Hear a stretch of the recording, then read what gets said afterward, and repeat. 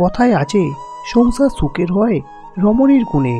শুধু সংসার কেন, যে কোনো সম্পর্কের ভালো মন্দটাই ছেলেদের চাইতে মেয়েদের মানসিকতার ওপর নির্ভর করে বেশিরভাগ ক্ষেত্রেই। কেননা সহজাতভাবেই সম্পর্ক নিয়ে নারীরা খেলা করে থাকেন কিছু মাইন্ড গেম। একটি সম্পর্ক কোন দিকে যাবে তা একজন পুরুষের ওপর যতটুকু নির্ভর করে, ঠিক ততটুকুই একজন নারীর ওপরেও করে। কোনো কোনো ক্ষেত্রে এইসব মাইন্ড গেমের কারণে নারীর ভূমিকাটা যেন একটু বেশি। কেউ স্বীকার করুক আর না করুক, নারীরা অদ্ভুত কিছু খেলা খেলে থাকেন পছন্দের পুরুষের সাথে। খেলা না বলে বাজিয়ে দেখা বললে মনে হয় বেশি ভালো শোনায়। তবে সব নারী নন, কিছু নারী অবশ্যই এই কাজটি করে থাকেন। কিন্তু কেন? পছন্দের পুরুষকে নিজের নিয়ন্ত্রণে রাখা, বাড়তি মনোযোগ পাওয়া, চাপ প্রয়োগ করে বিয়েতে রাজি করানো, নিজের অধিকার ফলানো সহ নানা রকম অদ্ভুত কারণ আছে এর গভীরে। পুরুষের সাথে নারীদের এই খেলাকে মাইন্ড গেম বলা যেতে পারে। তবে দেখে নেওয়া যাক সম্পর্কের ক্ষেত্রে মেয়েরা যে মাইন্ড গেমগুলো খেলে থাকেন সেগুলো আসলে কি কি। বোকা ও অসহায় সেজে থাকা। বেশিরভাগ পুরুষ ভাবেন মেয়েরা বোকা। বিশেষ করে নিজের প্রেমিকা বা স্ত্রীর ক্ষেত্রে এই ধারণা আরও অনেক বেশি পোক্ত। তবে জেনে রাখুন, বেশিরভাগ ক্ষেত্রেই এই ধারণা মেয়েটি স্বয়ং তৈরি করে থাকে। কেননা তাতে চোখের অলক্ষ্যেই সম্পর্কের নিয়ন্ত্রণ রাখা যায় নিজের হাতে।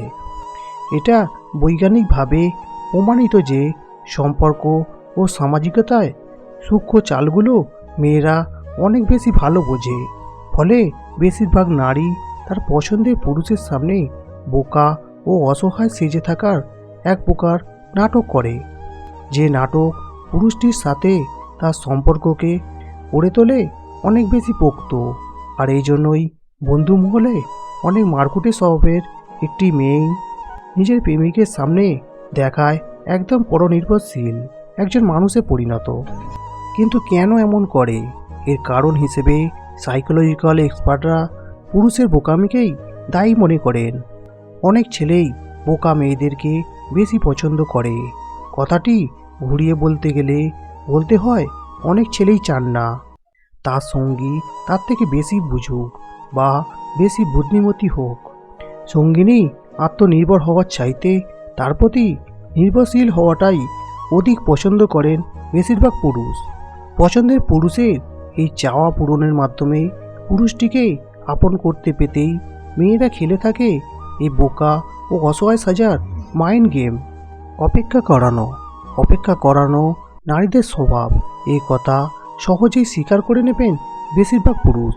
তবে জেনে রাখুন, এটা নারীর স্বভাব নয়, বরং তার মাইন্ড গেমের সূক্ষ্ম একটা চাল। খুব সাধারণ একটি উদাহরণ দিই। ডেটিংয়ের ক্ষেত্রে বেশিরভাগ সময় ছেলেটিকেই অপেক্ষা করতে হয়। দেখা গেল প্রেমিক নির্দিষ্ট স্থানে পৌঁছানোর পর প্রেমিকা বাড়ি থেকে বের হচ্ছে। এসব ছাড়াও প্রেমের প্রস্তাবে হ্যাঁ বলতে দেরি করা সহ নানান বিষয়ে নারীরা প্রেমিককে অপেক্ষা করান। কিন্তু নারীরা কেন এই কাজটি করেন? অনেকে ভাবেন মেয়েরা এই কাজটি করে বেশ মজা পান, কিন্তু সাইকোলজিস্টদের মতে মেয়েরা ভালোবাসার সম্পর্কে তার নিজের একটি ভালো অবস্থান গড়ে নেওয়ার জন্য এই কাজটি করেন। এতে আবার ছেলেরা ভেবে বসবেন না যেন এখন থেকে আর সঙ্গীর জন্য অপেক্ষা করব না। অপেক্ষা না করলে কিন্তু হারাতে হবে সঙ্গিনীকে। অন্য পুরুষ সম্পর্কে ঈর্ষা তৈরি করা, এই খেলাটিও বেশিরভাগ নারী খেলে থাকেন। বিশেষ করে পছন্দের পুরুষটি যখন তাকে অবহেলা করে বা খারাপ ব্যবহার করে, তখন নারীর মুখ্য মস্ত হচ্ছে অন্য একজন পুরুষ।